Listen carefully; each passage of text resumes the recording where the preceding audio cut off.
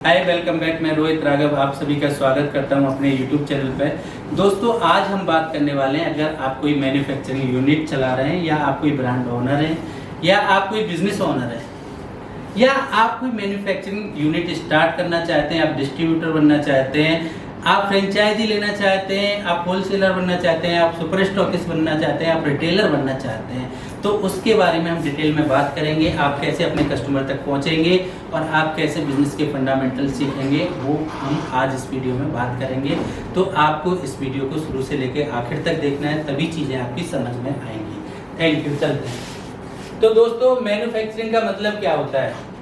किसी भी प्रोडक्ट को बनाना, ठीक है, किसी भी सर्विस को बनाना, ठीक है। अगर वो सॉफ्टवेयर है तो सॉफ्टवेयर का भी तो ऑनर होगा कोई।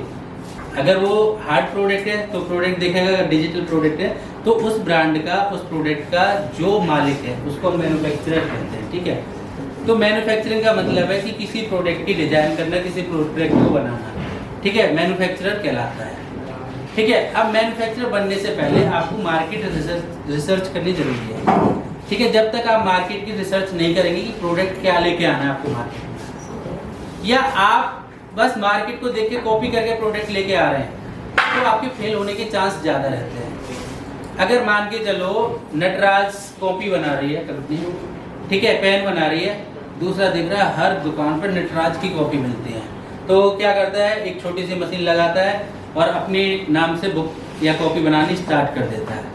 बट वो स्ट्रेटेजी नहीं देख रहा है नटराज की, उसने कैसे नेटवर्क बना रखा है, कितने उसके पास सुपर स्टॉकिस्ट हैं, कितने उसके पास डिस्ट्रीब्यूटर हैं, कितने होलसेलर हैं, कितने रिटेलर हैं, उसे नहीं पता है।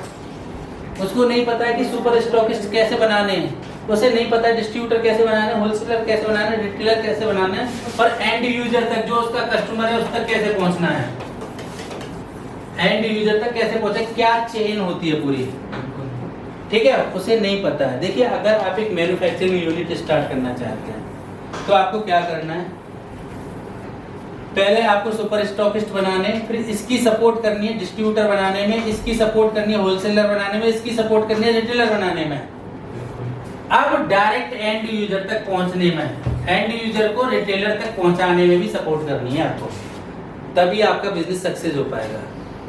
यानी कि अगर आपके पास कोई भी इंक्वायरी आ रही है, आपने एक सुपर स्टॉकिस्ट बना दिया, मान के चलो एक स्टेट में, यूपी में, अब यूपी में कोई डिस्ट्रीब्यूटर बनना चाहता है एक डिस्ट्रिक्ट का, तो आपको क्या करना है, ये लीड इसको ट्रांसफर करनी है, ठीक है। ये लीड आपके पास आई, आप मैन्युफैक्चरिंग बिजनेस है एबीसी, ठीक है। अब आपके पास कोई इंक्वायरी आई, तब आप इसकी सपोर्ट करेंगे और इसका रिकरिंग बिजनेस आना स्टार्ट होगा। ये आपको छोड़ के कभी नहीं जाएगा, ये आपको छोड़ के कभी नहीं जाएगा।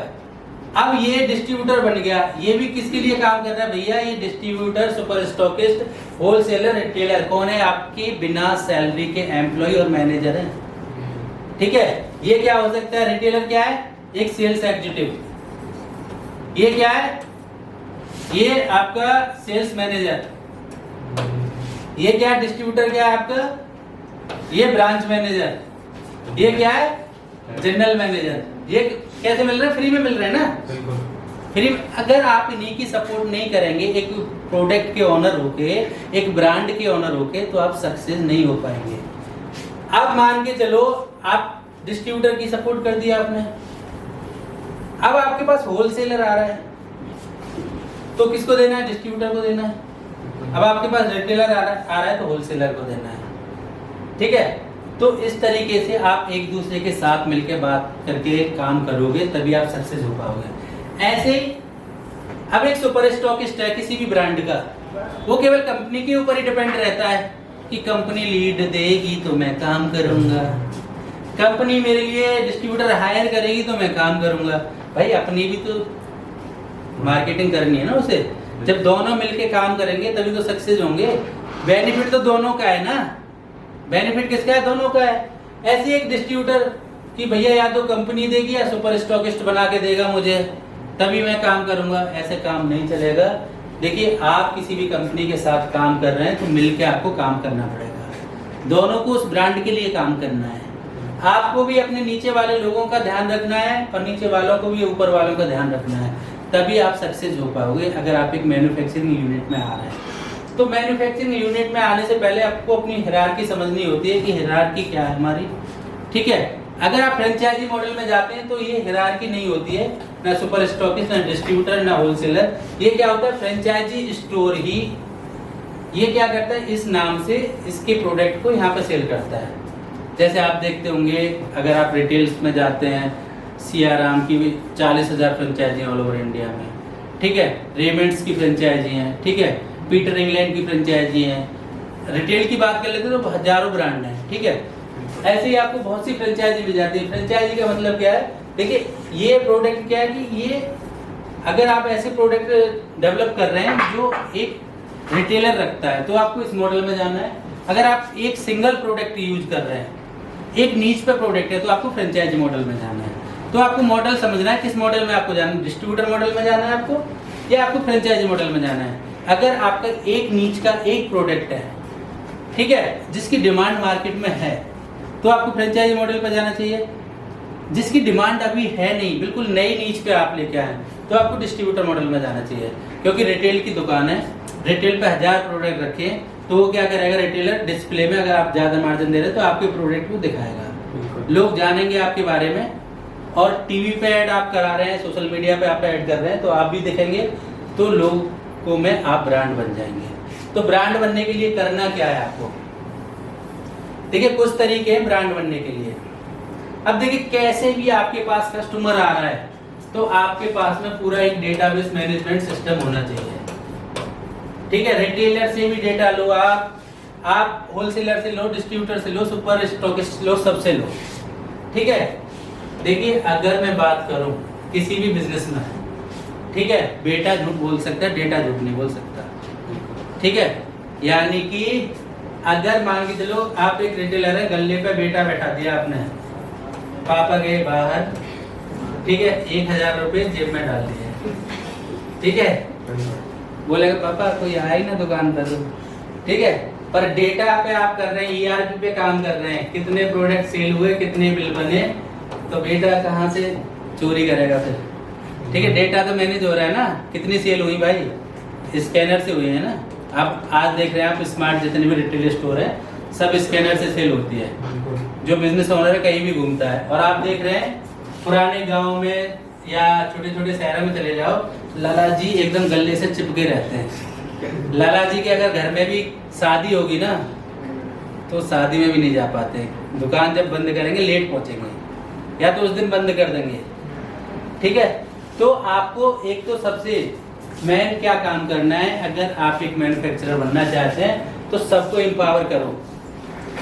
एक सॉफ्टवेयर लगवा दो, अपनी तरफ से लगवा दो सबके यहाँ, डेटा मैनेज करें, कस्टमर का डेटा आएगा, उनको रीटारगेट करेंगे, हर फेस्टिवल विश करेंगे उनको, SMS के थ्रू, व्हाट्सएप के थ्रू, ईमेल के थ्रू, वॉइस कॉल के थ्रू, तो आपकी ब्रांड वैल्यू उनके दिमाग में बन जाएगी।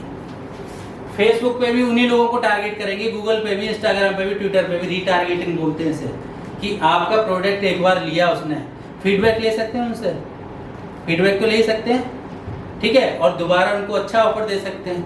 तो इसमें सबसे मैन्युफैक्चरिंग में आपको डेटा पे फोकस करना है, और उस डेटा को आपको रीटारगेटिंग करना है, और अपनी जितनी भी हायरार्की है उनका ध्यान रखना है। अगर आप उनका ध्यान रखोगे, देखिए अगर मैं बात कर रहा हूँ, फ्रेंचाइजी की बात कर ले रहा हूँ मैं, या डिस्ट्रीब्यूटर की बात कर ले रहा हूँ, जिस ब्रांड ने रखा है ध्यान, वही ब्रांड हुआ सक्सेसफुल, ठीक है। अगर हम मैकडी की बात कर लेते हैं, टीवी पे ऐड चल रहा है, फेसबुक पे ऐड चल रहा है, चला कौन रहा है, मैकडी चला रहा है, कस्टमर कहाँ आ रहा है, फ्रेंचाइजी स्टोर पे आ रहा है, ठीक है। तो इसने इसका ध्यान रखा, तो लॉयल्टी का पैसा तो इसको जा ही रहा है ना, जो इसका परसेंटेज है वो तो इसको जा ही रहा है। काम कोई और कर रहा है, मेहनत कोई और कर रहा है, टीम कोई मैनेज और कर रहा है, पैसा किसको जा रहा है, इसको जा रहा है, ठीक है। तो दोनों, अगर आप जितनी आपकी पूरी हिरार की टीम है उसके साथ में रिलेशन अच्छी तरीके से बना के रखने, अगर आप देखिए एक नया ब्रांड आता है भाई, तो मार्केट में बहुत कंपटीशन होता है, ना तो उसे सुपर स्टॉकिस्ट मिल पाते, ना डिस्ट्रीब्यूटर मिल पाते, ना होलसेलर मिल पाते, ना रिटेलर मिल पाते, और बंद हो जाता है, क्योंकि कंपटीशन बहुत है। और आज इंटरनेट की दुनिया है, आज किसकी दुनिया है, इंटरनेट की, और इंटरनेट में भी इन्फ्लुएंसर की दुनिया है। इन्फ्लुएंसर क्या होता है, जिसके पास इंटरनेट पे जनता है, क्या है? उसकी दुनिया सुनता है।